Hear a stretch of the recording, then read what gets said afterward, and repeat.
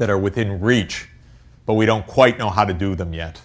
And so figuring out how to do them is really the next task. And what I'd like to do briefly is lay out the problem, talk about some of the things we know how to do right now, and some of the challenges of how we need to reach for close to hand solutions, but not yet there. Now, I'm also an economist that loves engineering because while economists are supposed to love markets, and clearly Google loves markets and markets love Google, we actually need a lot of engineering to make this work. And we need planning and scaled solutions and global networking and reach beyond markets. That's a little heretical in economics, but that's because economics actually standard economics misses a lot of very important basic points. So what's the problem?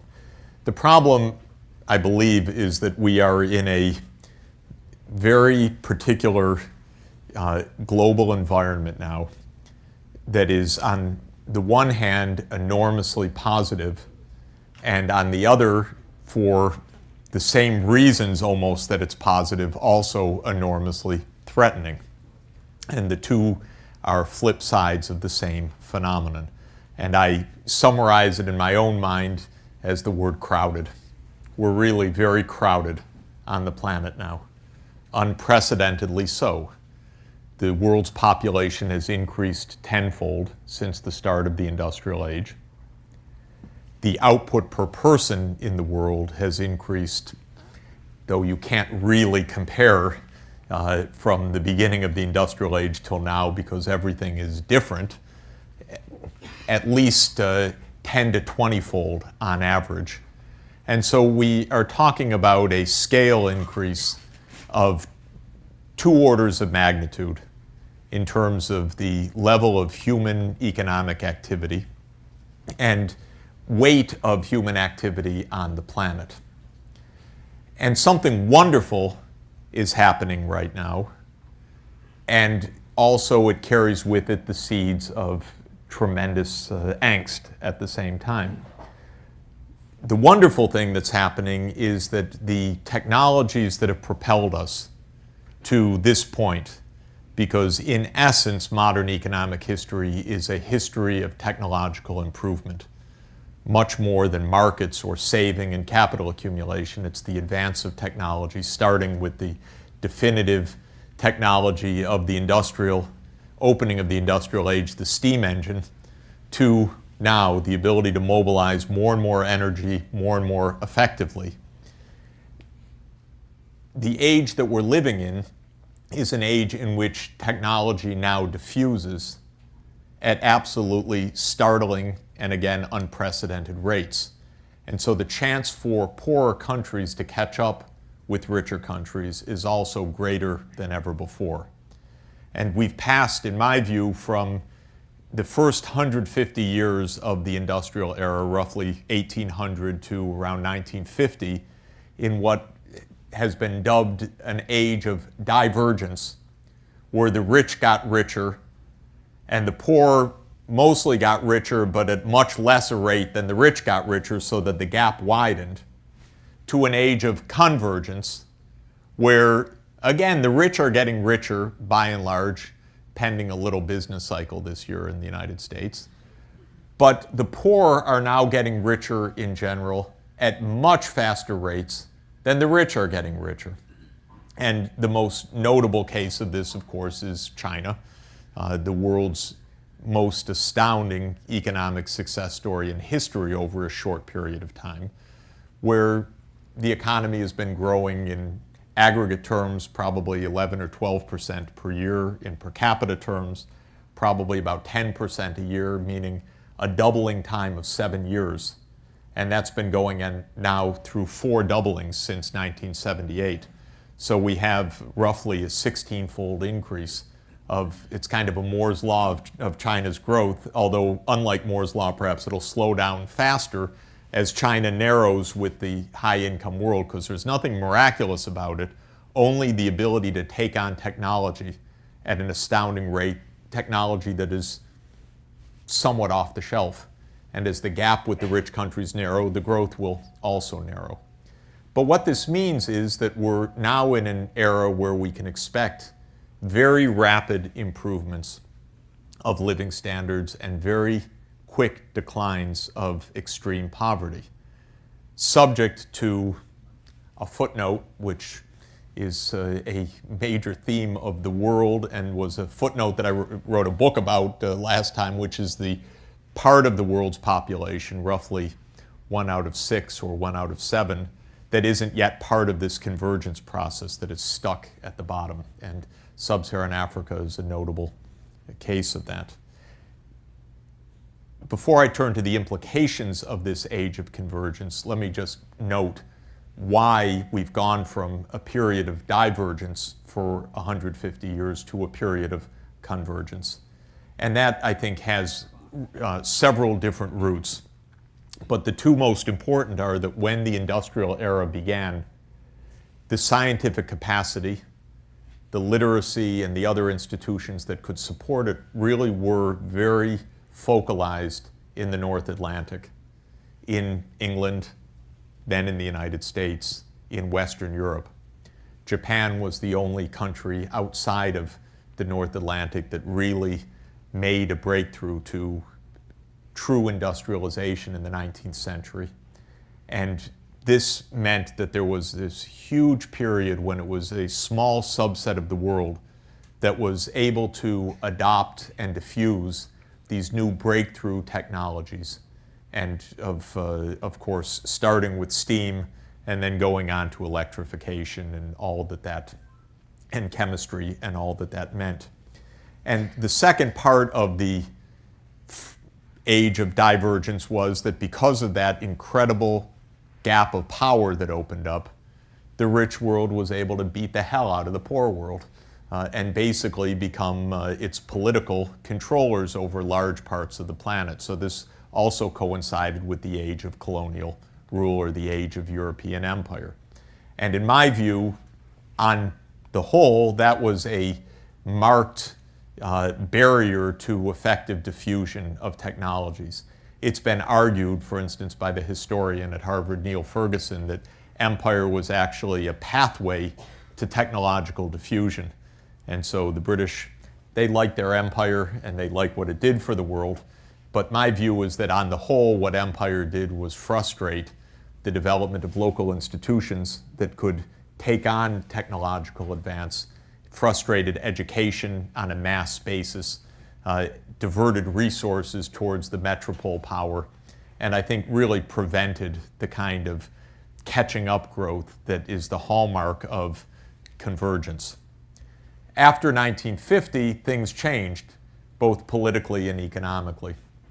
By the 1950s, the capacity to absorb technology had spread throughout a lot bigger part of the world, clearly. Much more technical training, much more engineering available, much more electrification, much more literacy, and so on.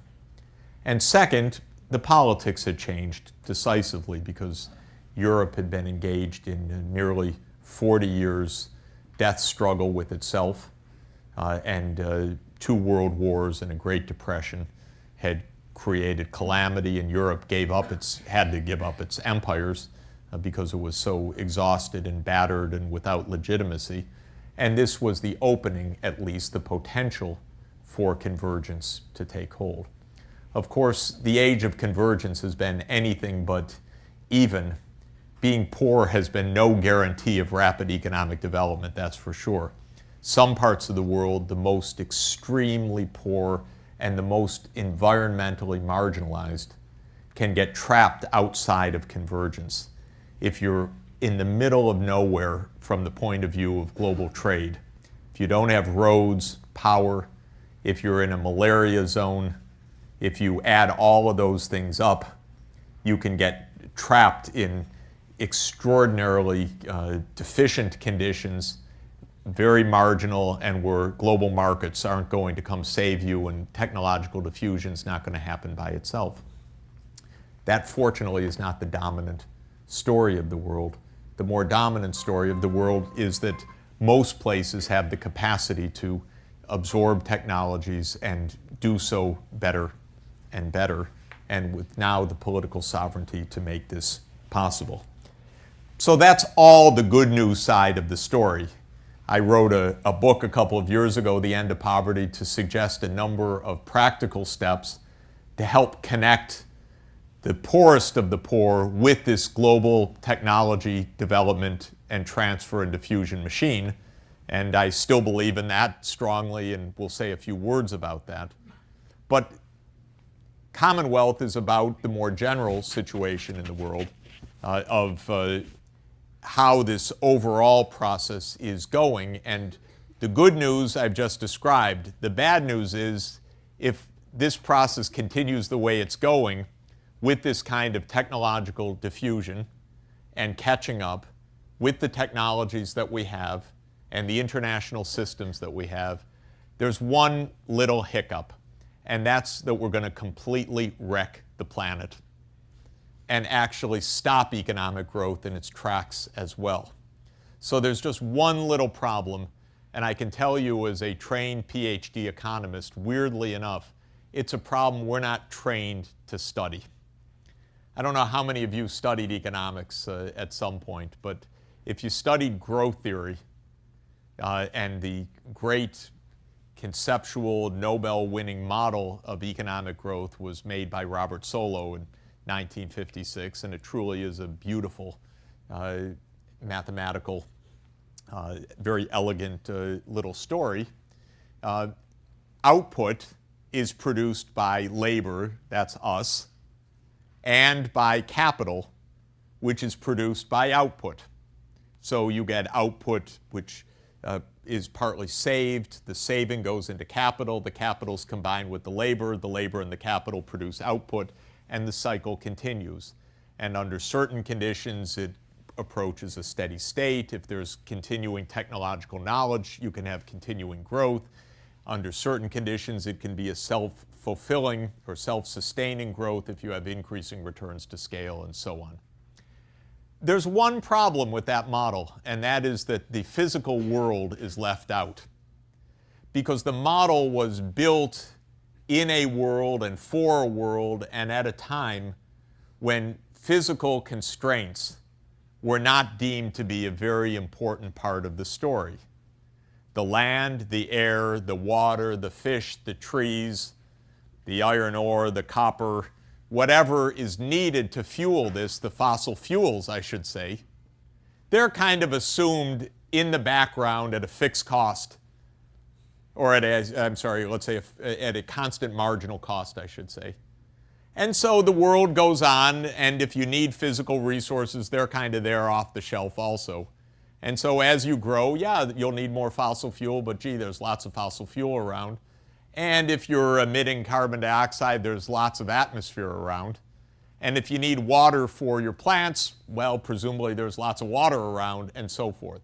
And so the model, like all models, is a very elegant distillation of probably not a bad representation of a world of growth in 1956. But in 1956, we had around 3 billion people, and gosh, I shouldn't really guess exactly what the per capita income was, but it was, I don't know, let's say we've had it's probably a fifth of what it is now. And so you could imagine that we're at a tenth of the aggregate. That's a rough guess, but something like an order of magnitude, or maybe a fifth of our per capita income. And there obviously was a lot of resources in the natural ecosystem sense that could just expand along with the world economy. The point now is that vision has ended. It's just not true anymore. On every major aspect of human activity vis-a-vis the physical environment, we are pushing against some pretty brutal limits right now. And that's the key to understand. We can't take as given the off-the-shelf water, land, trees, fiber, species, fish, and other things. My book is not a doomsday book, and it's not saying we're hitting the wall. It's just that we need an economics that's very serious about these resource constraints and not brushing them aside. And being accused of being a neo-Malthusian is a kind of stupid, thoughtless accusation to make, because even if you're not a deep pessimist, and I'm not a deep pessimist, we face rising costs of these critical factors that are part of how we survive and how economies grow. And we better understand these things, and if we don't, then we really will hit the wall, or my metaphor, go off the cliff. And so what are we doing? You look at any aspect of our activity right now, we have basically become not only the dominant species, that's obvious, but we've taken over most of the crucial chemical fluxes on the planet. We dominate the carbon cycle right now through 36 billion tons per year of carbon dioxide emissions. We dominate the nitrogen cycle by a massive deposition of nitrogen in fertilizer each year. Much more, in fact, than the natural nitrogen cycle, which deposits N2 from the air into reactive nitrogen through nitrogen-fixing bacteria in the soils, or through lightning, or through other natural processes. And as we do that, we create eutrophication in dead zones in the Gulf of Mexico and in other waterways. We are incredibly commandeering the hydrological cycle right now. Also, to an extent that's a little bit hard for us to fathom.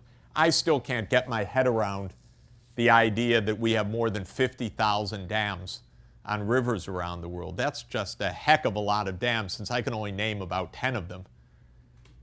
Every major river near every major population center in the world has just been chopped up, diverted, dammed, and creating a situation now where, with tiny exceptions, there's no more that can be diverted without a real zero-sum struggle between upstream and downstream.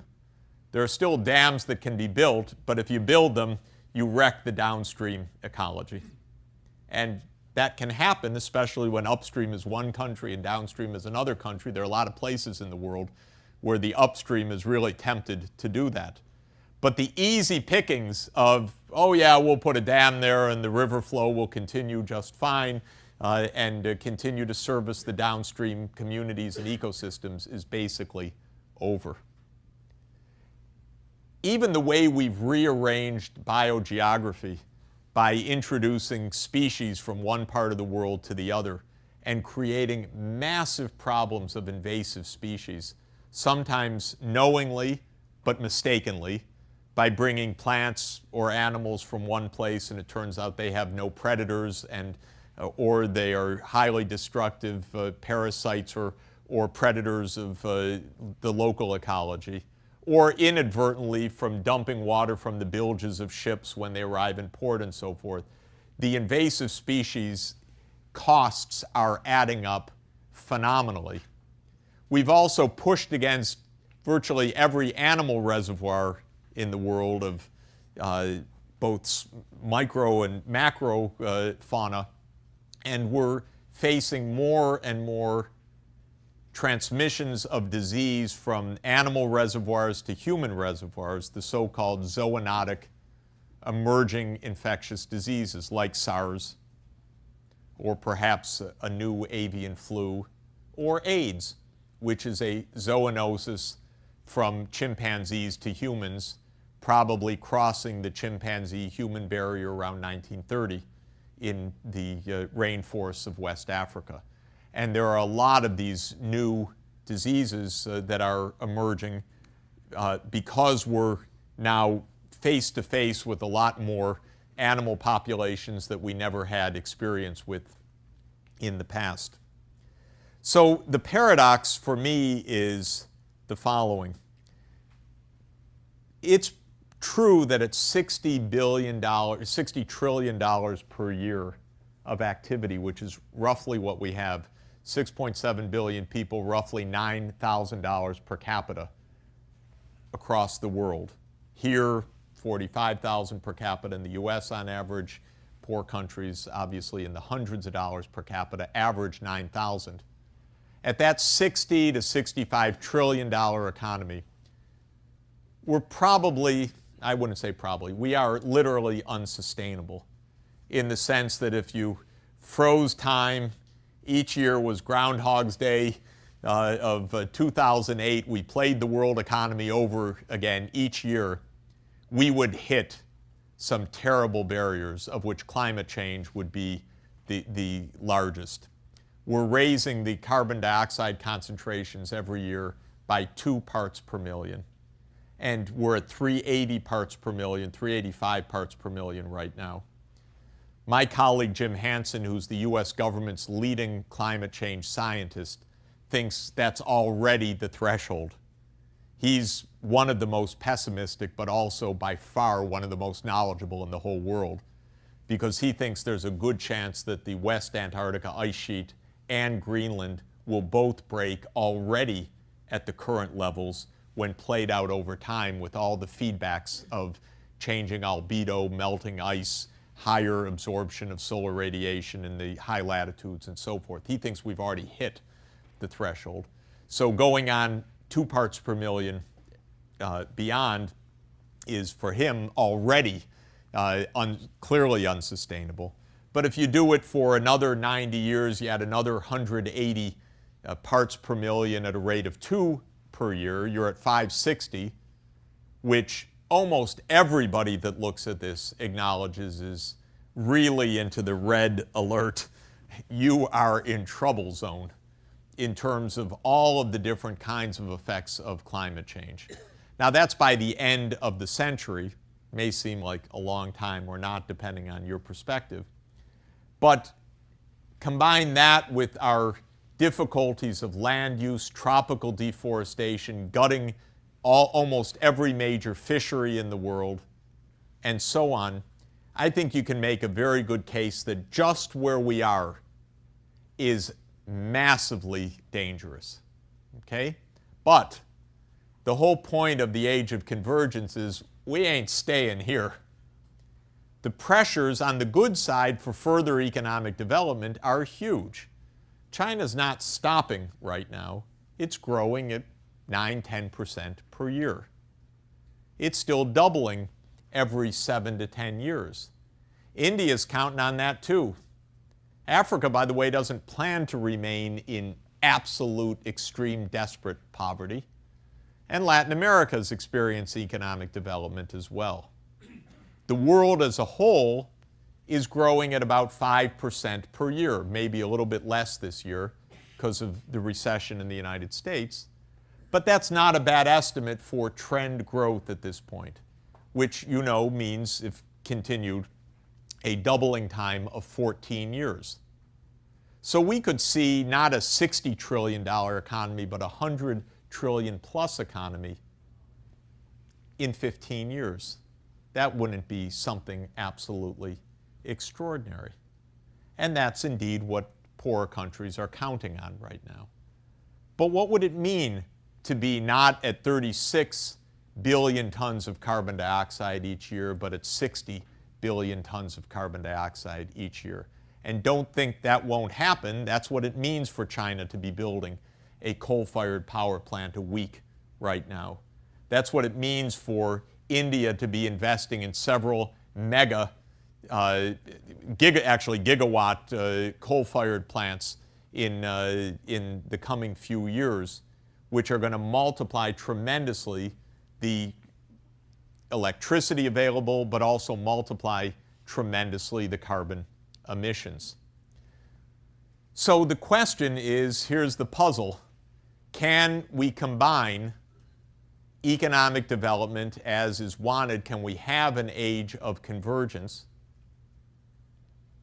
with something that is even roughly sustainable from a physical environment point of view, without massive crises of water, massive crises of crop production, food production, energy availability, climate change.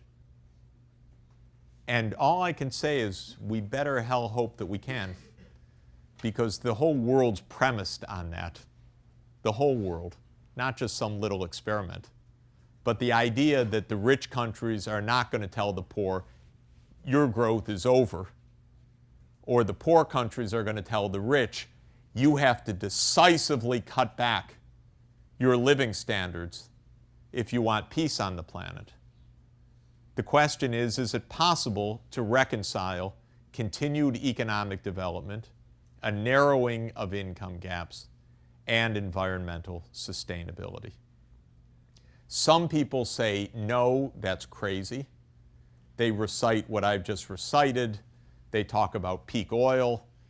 They talk about other resource constraints. They talk about the madness of it all, and that effectively Malthus was right, though it was postponed for a long time. We've just built up a bigger crash, like feeding a bubble for a long time until it finally comes to an end, what we just did in the housing market.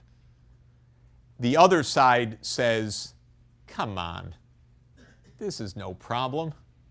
First, don't believe any of this. Read the Wall Street Journal page for your science, the editorial page. Then you'll find out this is all junk science.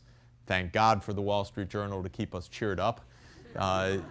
Most ignorant page in American journalism, and incredibly irresponsible. Or, alternatively, don't worry, markets will solve it. As if markets really care to solve the problem of carbon when it's free to put carbon in the atmosphere. Why would they care about that problem? Markets don't care to solve the problem of the poorest of the poor. Markets do not come to rescue impoverished people that have no income, no money, no infrastructure, and so on. That was the theme of the old book. Not that it's impossible to solve that, but markets aren't going to solve that. Similarly, markets are not going to solve the problem of the commons. They're not going to solve the problem of gutting the oceans. They're not going to solve the problem of carbon dioxide in the air. They're not going to solve the problem of watersheds.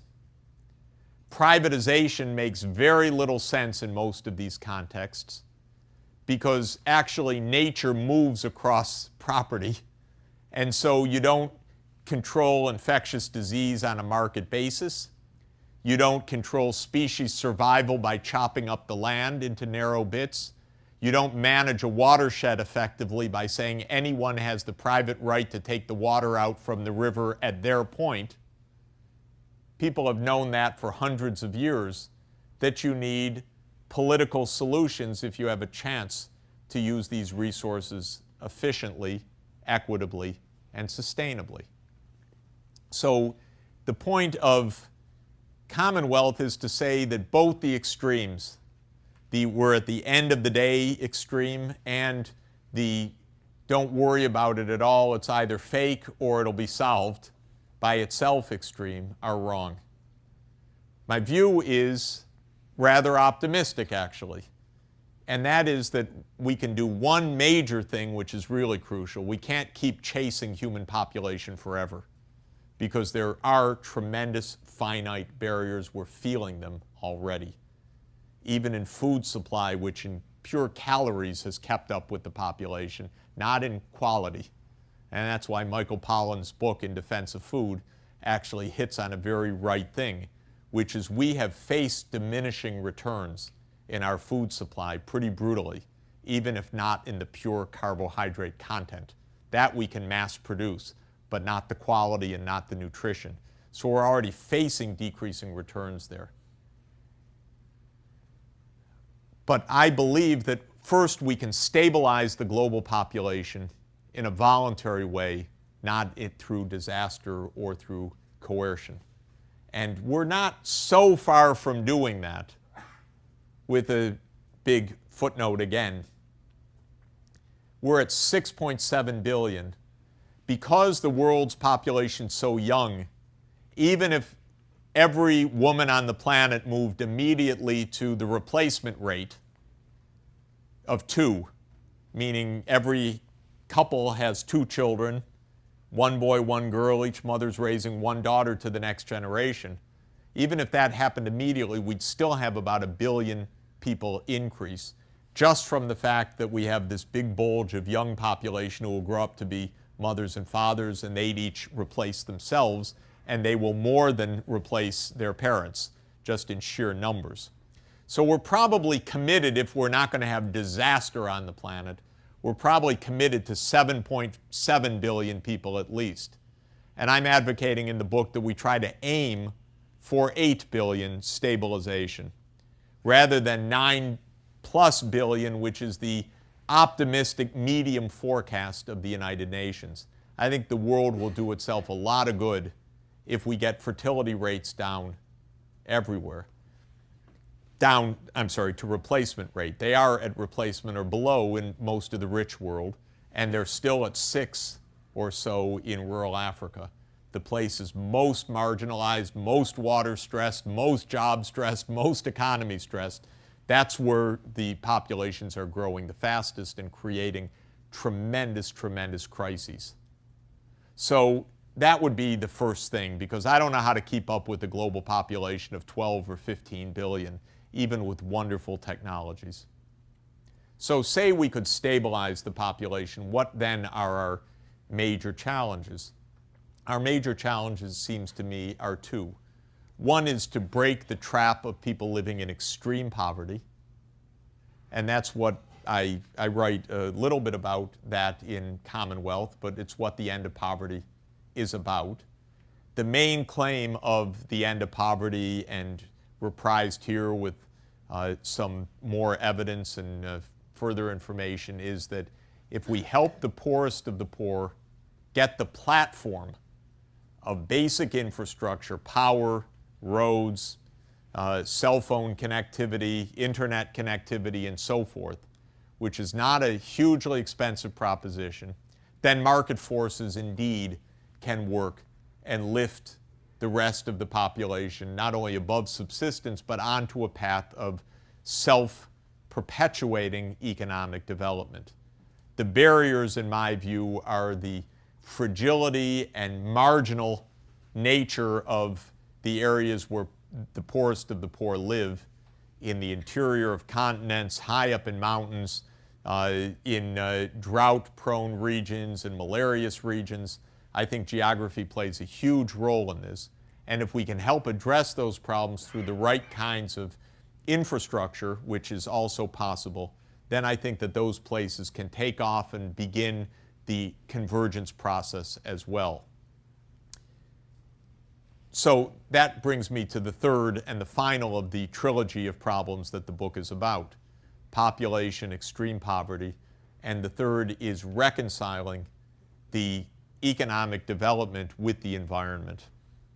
And here, the point that I make, again, is that, in my view, we can even identify a minimum technology path that can help us to reconcile these 2 objectives. And, of course, technology will be even better than that minimum technology path. But take climate change, for example. The problem is not to use less energy, because the world needs a lot more energy. The problem is to de-link energy and greenhouse gas emissions. So that is a technology problem. We happen to have a very tight fit right now because we're in a fossil fuel age. And that's because that was a great idea when that came along, when the steam engine came along. That was absolutely a wonderful way to power the world out of what had been 10,000 years of poverty trap. It was the breakthrough. And then other fossil fuels and so on became even more of a breakthrough. So the question is, can we replace our fossil fuel use with something that is much lower emitting? And the answers seem to scream out, yes, we can, in all sorts of ways, but none of them absolute, well, not, I wouldn't say none of them, most of them not commercially feasible at the moment, but many of them close to commercial feasibility. So we know, for example, in the power sector, that there's the potential for carbon capture and sequestration at coal-fired power plants. But it's more expensive right now. It's unproved. There are geological issues about leakage, proper storage sites, scalability, and so forth. But since there hasn't been one damn demonstration plant so far, it's a little hard to know whether the optimists or the pessimists are right. In my decision tree, that's the first node. Why are we talking about this and not building an integrated gasification combined cycle with carbon capture sequestration plant in the US, China, India, Australia, and so forth? This is, of course, what you would do if you took this problem seriously. And I presume the next president will take this problem seriously. This president barely heard about it. And that's at a great cost to us, that we've wasted 8 years of doing nothing. And just at the end of this do-nothing administration, they canceled the one program that was supposed to build such a power plant called FutureGen, where a lot of work had gone into it, not necessarily brilliantly designed work, but they canceled the one project of the US government. So carbon capture and sequestration, I'm a huge fan for the long term, as I think many are, of the potential of solar power to be the transformative power for the world, because solar radiation is about 10,000 times our power use on the planet right now. There's a lot of it. It's going to continue for another billion years or so. At this rate, it's probably a good investment for the 21st century, given that. And it's within striking distance, maybe a factor of 4 right now. But we've hardly engineered the system yet. Because why do you care if it's a factor of 4? That's 4 times too expensive right now. And so very little work goes into this until very, very recently. But they're tremendously good ideas, including the idea that the Mojave itself could end up being the source of more than half of the US electricity supply, or that a few places in North Africa could provide all the electricity for Europe, or that a few places in tropical Africa, a little bit closer to the equator, could provide the power, could feed the power grid of Africa if there were a grid, and there needs to be a grid. Or you could have decentralized solar thermal plants. It may lend itself to the 10 megawatt rather than the 10 gigawatt size, and so you have a lot of distributed plants in different places.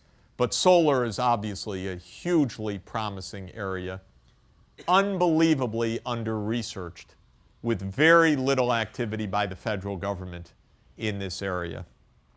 Plug-in hybrids could take us probably to 100 mile per gallon automobiles very quickly. That seems to be where we're going. Even GM, let me put it that way, seems to have a Chevy Volt ready to roll off the assembly line in 2010. And this is great industrial policy for the United States, for our own leadership. We don't have to cede everything to Toyota and others. We might actually think about selling cars abroad, because that's where the big market's going to be. And for that, it's going to have to be fuel efficient, and we probably could claw our way back to the top of the technology ladder on that as well. So there are tremendously promising solutions in these areas, and in every area that I look at in the book, you look to the expertise. What could we do about habitat protection? What can we do about the fisheries? What can we do about water use and so forth? And basically, there's a technical community that has a great deal of knowledge and ideas. Most of them don't fit current market economics because the incentives are wrong. Some of them are technologies that are going to need 5, 10, 20 years to develop. But after all, that's what we ought to be doing. But the market incentives are not there because it's about the commons rather than about a privately owned technology. So we're going to have to do something different simply than putting a patent protection on and letting the market rip. And that's the real point in the end. We need a sustainable technology strategy on a large scale. And for me, the emblematic idea is RD, D&D. And we have to think through the whole chain of research, development, demonstration, and diffusion, and take some responsibility for the whole chain, because for these kinds of problems, the markets can't be relied upon for that whole chain of activity. And when we're dealing with the commons of the environment, when we're dealing with the poorest of the poor, when we're dealing with the conundrums of population, these are not purely self-organizing systems. But in none of them are we at a loss where, gee, there's just no way, we don't know how to head off that asteroid coming to hit us. That's not the kind of problem we're facing here. We're facing problems identifiable, quantifiable, and with a whole list of possible solutions, even overdetermined, in the sense that the engineers and energy experts will argue about 16 types of solutions and which ones will win. We don't have to choose that, but we do have to figure out how to empower this process to accelerate it tremendously. We're spending right now $3 billion a year on energy research in this country. That is a day and a half of Pentagon spending. And that's for a tens of trillions of dollars of investment that has to come in the future. $3 billion, I should make clear, that's of the federal government spending. There's private spending as well. But of federal government spending, it's tiny. It's not quite vanishingly small. That's what I would reserve for what we do for malaria at $250 million a year. But $3 billion is simply incommensurate with the nature of this challenge and with anything like sound national security policy, sustainability policy, or industrial policy in the sense of America's competitiveness in the world. So I'm recommending that we move from $3 to $30 billion a year, like we spend in the National Institutes of Health right now. I'd like us to have a national institutes, meaning separate units of sustainable technologies, so that we are really ramping up and revving up considerably what we're doing in these areas. Finally, let me say a word about Google in all of this. And that is to say that information flow is surely the most important of all of the technologies that we need. And so it's not just flattering you because I happen to be talking here, you really could play a phenomenally important role in all of this. You are already. But I think it could be even a more directed role than the one that Google is playing right now. I know from the work in Africa, for example, that cell phones are by far the most transformative technology of all development technologies that exist right now. Because in Africa, aside from 1,001 problems of malaria, of unclean water, of everything you can imagine, the worst of all is isolation.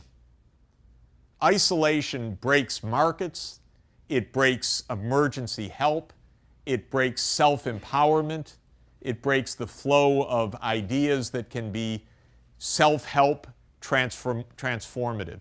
And now it's absolutely amazing. This is one thing that did scale on its own. Virtually everyone in Africa, even in the poorest places, knows someone with a cell phone that works. And so villages are not standing in utter isolation anymore.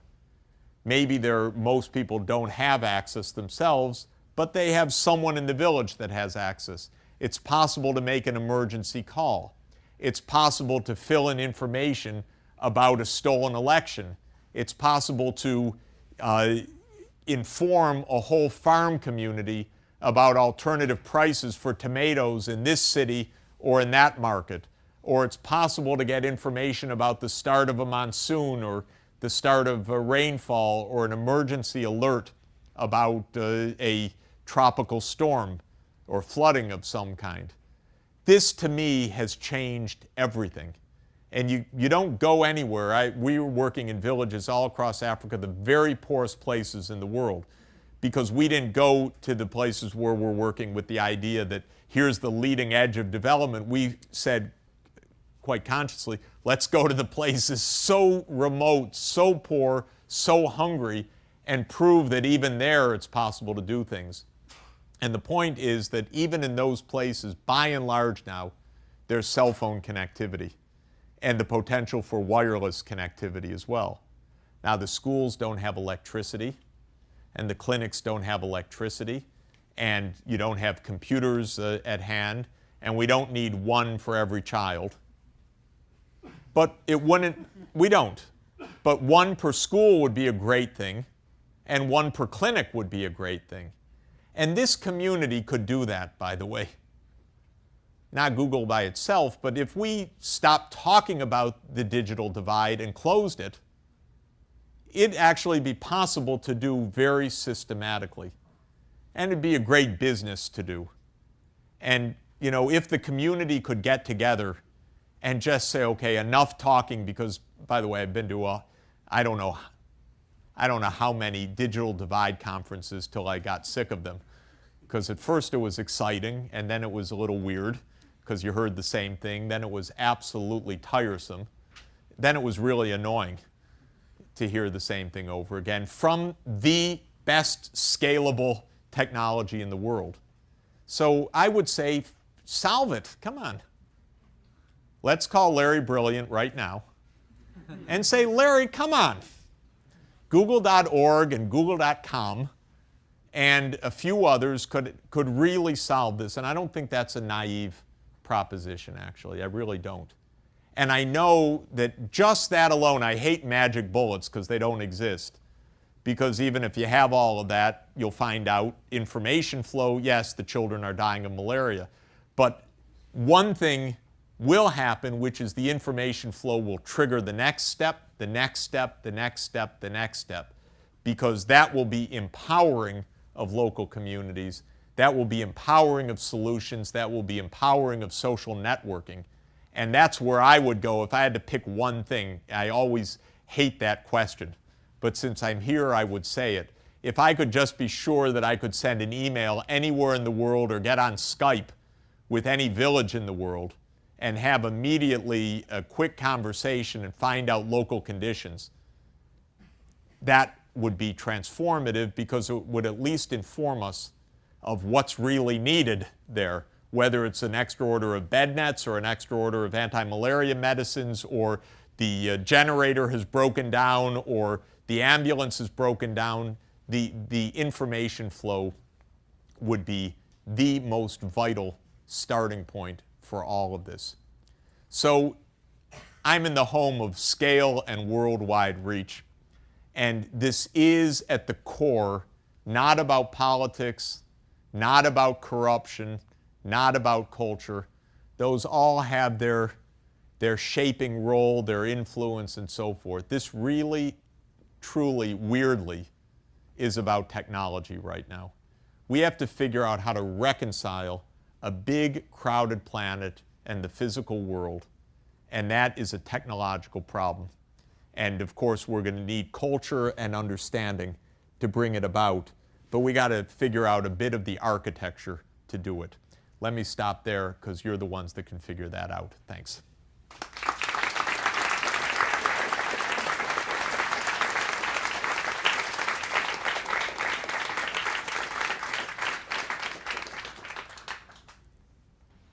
I hope we have time for a couple of comments, questions, and please just let me know your name and what you're doing here. Sure, my name is Sam Aarons. I work on the Green Business Strategy team here, actually. Great. Thanks for coming to speak with us. It's a very interesting talk. I just wanted to point out first that here at Google, we actually are working on a couple of the things you talked about. We have a plug-in hybrid initiative with Google.org, and also something called RE less than C, which is a renewable energy initiative to try to invest in renewable energy to make it cheaper than coal. We'll be spending several $100 million over the next few years, which is nowhere near $30 billion, but... No, you don't have to spend all $30 billion. It's a small part. My question, though, is you said that basically markets, it's hard for markets to solve these kinds of problems because there are no incentives. There's no price on pollution, basically. And I think that it is very important to increase government spending in technological research, but at the same time, if we can get the incentives right, that will help the markets align themselves with the right problems. So do you not come to the conclusion that a Pigovian pollution tax on carbon or other pollution, is it just like politically infeasible? Is that the issue, or? No. Yeah, so basically I'm in favor of a carbon tax. I'm just of the view that we have two kinds of problems here, or actually several kinds of problems, I should say. One is we need market incentives, and if we already had the existing technologies, then that would be sufficient. But market incentives are rarely good enough for technological development by itself. They don't lead to adequate diffusion, and they don't necessarily lead even to uptake when the target is not an easily marketed commodity. And they don't lead to the right balance of basic science and applied research, and they get us into a gridlock on patents that can be very, very problematic as well. So I think that when we think about the incentive part, we need a $30, I'd put it immediately at a $30 tax on carbon dioxide emissions and a $30 subsidy for sustained sequestration, geologic sequestration of carbon dioxide. But I would also do the basic science and the demonstration projects and have an aggressive national policy on the regulatory framework for these technologies. You can't, even if many companies have pointed out to me that even if they want to sequester carbon now, it's illegal to do in the United States.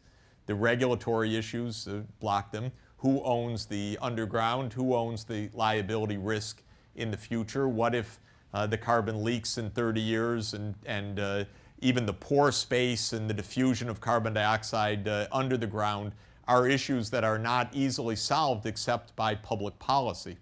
So one analogy that I think is imperfect but interesting is that France went a complete state-owned way with nuclear and did a very good job with the Electricité de France and became 80% nuclear with high public acceptability. The United States, of course, it was never free market in nuclear power, but it was a market-based solution. It led to non-standardized technology, very low public acceptance, and the industry stopped after 3 Mile Island. And so I think that when you're talking about this kind of transformative technology, you need both market incentives and a public policy framework that includes basic funding for R&D, regulation, demonstration projects, helping to push down the learning curve, as well as the market incentives. So I'm all for that. By the way, I am not particularly impressed with the idea of a cap and trade system, because that just seems to me to be an outlandishly, administratively burdensome way to do the simple thing of taxing at the upstream point. The reason we have cap and trade on sulfur oxides, which is what our cap and trade on carbon is modeled on, is that with sulfur oxides, there are no sulfur oxide mines. There are only sulfur oxide emissions at power plants. And so we decided to cap and trade at the power plants, and you have to monitor every power plant anyway. But we do actually have carbon mines. We call them oil wells and coal mines and natural gas fields. And if you tax there at a few sites, you save all the administrative cost of trying to monitor thousands and thousands of companies with their trading system.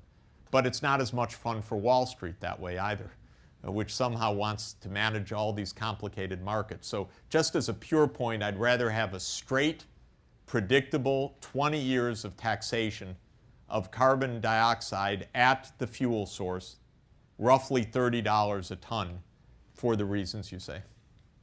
Thank you. Hi, I'm Keith. I'm just a lowly engineer here. All right. I'd like to thank you, first of all, for being so realistic about how fucked we all are. And a lot of people come through here and they're like, oh, everything's fine, you know, try our wave power technology or something. But I would like, I assume by technology, I guess your policy or your ideas on poverty and technology don't make a lot of sense to me, because I assume by technology you mean industrial technology. And I wonder why you discount the idea of getting local communities to be self-sufficient and to learn the technologies that their ancestors used 500 years ago. Yeah. Because poverty only exists in a global economy. Let me give you an example of that, which is in agriculture, because these are agricultural communities. If you go to an African village right now, first you'll see pervasive hunger. Okay? And most African farmers can't feed their families. The yield that they're getting is 1 ton of staple per hectare. And the average that farmers in other parts of the world get is 3 tons per hectare or more. It's pretty basic arithmetic of yields. So you ask an old timer, well, what about, what did you used to do? Well, I used to have a field that was, this wide, and we lived okay, but, I'd plant here, and after 3 or 4 years, the soil would lose its fertility, and we'd go and we'd chop down the next place, and we'd rotate, what's called Swidden agriculture, and we'd come back after 25 years to the first place. Now I have this little plot, and I farm it every year. So traditional knowledge, without the atmospheric chemistry, told them that nitrogen got renewed roughly on a 25-year natural cycle. Now they're planting every single year on these very fragile tropical oxisol soils, and there's no nitrogen base to give them a decent crop anymore. This is Malthus, by the way, because basically this is what intensification without technology has meant. And so if you give this farmer a bag of fertilizer, the crop triples. It's simple. And my colleague, because I know nothing about this, I'm truly a city boy until a few years ago, he took me out, showed me the corn stalk, and it was yellow where it should have been green. He said, that's just nitrogen deficiency. We'll give them fertilizer and watch what happens. And they went from a yield of 1 ton to 5 tons. And believe me, it's like watching people come back to life, because the community was hungry, nutrient deficient, vulnerable to disease, no income, and then you put in this stuff and whoa! And then they're earning 5 tons, they're making money in the market, they've stored some school feeding program and so forth. So that is all an illustration of why, first of all, local knowledge may not be relevant anymore in a crowded planet. And many parts of the local management don't work anymore because of the roughly 10-fold increase of rural population densities in Africa over the last century. So that's one part of it. Second, traditionally in Africa, population was stabilized at a child mortality rate of 1 in 2 dying before the 5th birthday. And so these are endemic sites for massive tropical disease. And that's also not what we want to return to. Local knowledge never saved Africa from malaria, never saved Africa from trypanosomiasis, never saved Africa from hookworm, Ascaris, trichuris, onchocerciasis. I was just in Ecuador recently, and native Ecuadorians aren't susceptible to malaria. And they have local, the quinine and stuff like that. Well, is that not true in Africa? I don't know about which communities. If it's in the highlands, it's probably above a temperature range. So well, yeah, but even on the coast, I mean, natives did live there for thousands of years. Yeah, it turns out, and again, I can't answer for where you were. Ecuador has had a lot of malaria in the past, but Africa has a unique malaria burden. And the reason is, again, a technical reason. They have anthropophagic anopheline mosquitoes, which means human biters. And unlike the rest of the world, which are mainly half or more cattle biters, in Africa, the Anopheles gambiae are 100% human biters. So the force of infection is much, much higher. The tropical temperatures and the breeding sites and type of mosquito have always made in Africa malaria the worst. And just one example of that, if I could give you a kind of ready-made proof of that in prehistory, is that Africa has by far and away the highest sickle cell anemia. And sickle cell is a single site polymorphism, which is a signal of high vulnerability to malaria deaths because it's an inheritance of a mutation that, if heterozygously inherited, is protective against malaria. And so it's a marker of the pre-industrial age malaria burden. And it's by far the highest in Africa. So this is a unique situation. There are many, many other things to say, except for the fact I'm all for indigenous knowledge when it's effective. And of course, nothing I do and nothing we do in the work we do is to run ramshot over local communities, quite the opposite. It's to empower them. But they do need electricity, in my opinion. They do need modern medicines. They do need soil nutrient amendments because of the fragility and soil intensity and so forth. And that's the strategy. So it's, by the way, and you're right, in a certain sense, you could say that's an industrial strategy. It doesn't mean literally to make them work in factories. It is a strategy for services and for agriculture as well as for manufacturers. But it is a strategy of modern technology. Thank you. Thanks. Hi. Hi. Thank you so much for coming here. It's a privilege. Thanks a lot. It is for me. My name's Ping. I'm an even lowlier engineer than Keith since I joined last week. All right. But I'm very excited about being here because I'm in google.org. Great. And I expect, I'm still learning about what we do here and at .org, but I expect I'm going to be spending a lot of my time and energy thinking about what we should do and what I should spend my time on. And I was hoping for some of your thoughts on that. Yeah. You mentioned earlier the digital divide and getting information to people. And what we do here is access to information. Exactly.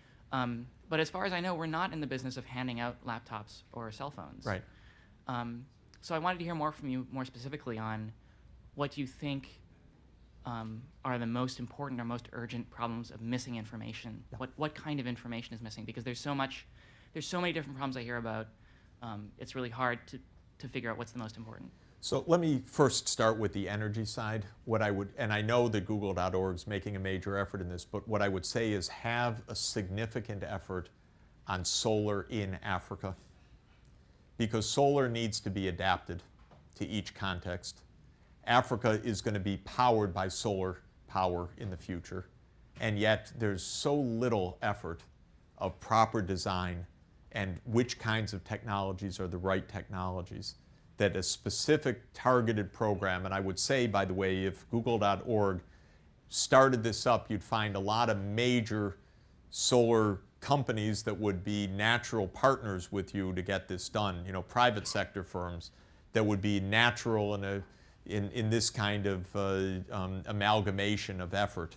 And I'm trying to organize some kind of scale of effort on this, at least get some solar thermal plants built in Africa and so forth. So that's the first thing I would say. Second is on the hardware.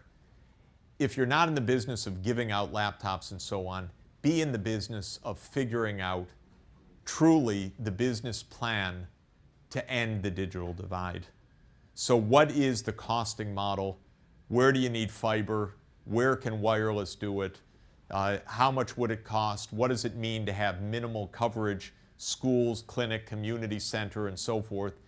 Because we need that model laid out and a business plan, whether it's grants and philanthropy or whether it's some kind of partial price recovery or something else. It's really time to make the breakthrough, not to complain about it or talk about it, I'm complaining, but actually to solve it at this point. I generally like giving things away because I think we're awfully rich and we could actually do an enormous amount for tiny fractions of what we so readily fritter away. I always have my eye on a $200 billion per year monstrosity of a war, and know what we could actually use that for to solve some problems. So I don't think we're actually resource constrained in that way. We just are real good at wasting our resources. So that's the second point. Third, in terms of knowledge, if you work in these communities, you're just constantly, whoa, these are, you know, incredible things to do. What are we doing, for example? We're working a lot, and this is something that Larry is, of course, one of the world's authorities on. We're working a lot on primary health in the communities. And with Ericsson, they've now given us cell phones for all the community health workers, and they're ensuring cell phone connectivity. And we're trying to do several things. Use the cell phones for expert systems, use the cell phones to create emergency care, and use the cell phones for teaching somehow. So actually receiving enough information over the cell phone to help people that are trained with a few months of healthcare to be able, when they're in, to upgrade skills and actually address specific needs of a specific patient. That's the health sector. There's a lot of rich capacity there's a great global movement now to finally to scale up primary health. And information within that context is tremendous power and capacity. And there's a move afoot for a massive increase of community health workers. And that's where I would try to get something useful in their hands that could make a huge difference, because we won't have 6 or 8 year trained doctors. We'll have literate people who know the community holding a device that can help them with a few months training. And figuring out how to make that useful is a huge, huge return. And I would say that in many other places, many other aspects, soils, for example, we're talking with the Gates Foundation about a project for digital soil mapping right now. But what we need is not only a global map like you have on the wall, we need some kind of real-time capacity testing, because there is mass spectroscopy and other things that can actually do a lot of quick analysis. But then we need expert system feedback, and we need ability to call in the right places and so forth. So this is, again, information flow at a technical level. We need a